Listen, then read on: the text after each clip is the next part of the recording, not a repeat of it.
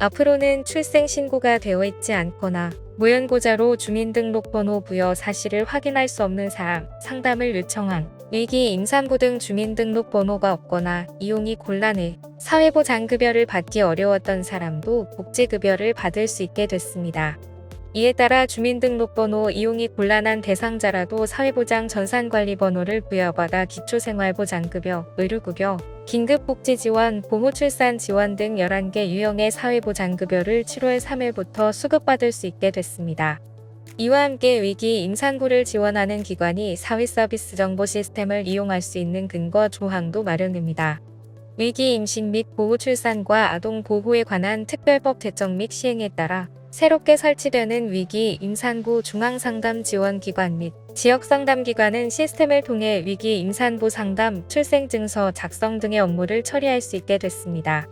개정 시행령은 또한 시도 사회서비스원이 사회서비스 정보 시스템을 이용해 사회서비스 이용권 관리 및 품질 관리에 관한 업무 수행을 위한 법적 근거를 명확히 했습니다.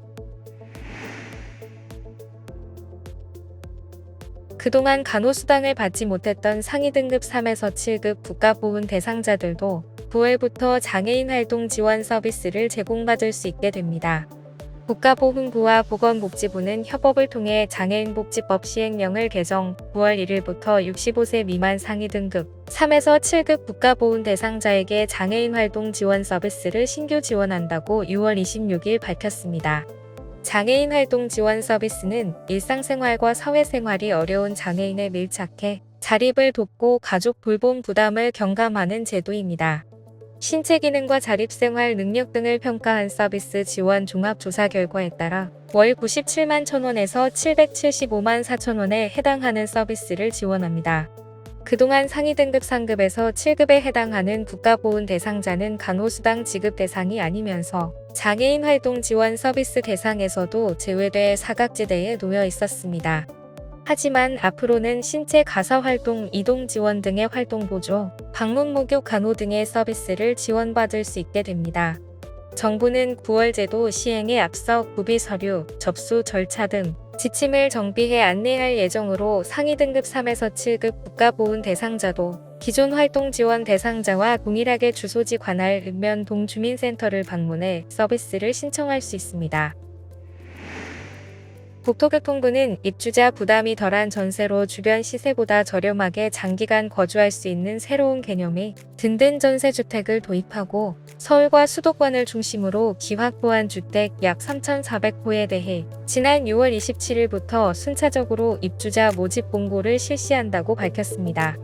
든든 전세주택은 한국토지주택공사와 주택도시보증공사가 수도권 내 연립 다세대 오피스텔 등을 매입해 주변 시세 대비 90% 수준의 전세보증금으로 최대 8년간 거주할 수 있도록 하는 공공임대주택입니다. 국토부는 금년부터 2년간 든든 전세주택을 25,000호를 공급할 계획입니다. LH 든든 전세주택은 3에서 4인 가구가 쾌적하게 생활할 수 있도록 전용 면적 60에서 85제곱미터의 신축주택을 15,000호 매입하고 허그 든든 전세주택은 집주인 대신 전세금을 돌려주고 경매 신청한 주택을 허그가 직접 낙찰받아 1만 호 매입할 계획입니다. 든든 전세주택은 무주택자라면 소득 자산과 무관하게 입주 신청할 수 있습니다. 인천시가 올해 공공심야 약국을 31개소로 확대하고 이들 약국에 지원하는 보조금은 365일 운영 약국 대상 시간당 3만원에서 올해부터는 3만 5천원으로 올려 시민 건강 보호 증진에 나선다고 밝혔습니다.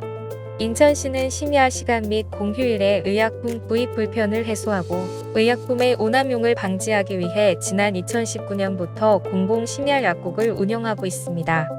당시 3개소이던 약국은 약사들의 적극적인 참여와 협조로 올해 31개소로 늘어난 것입니다.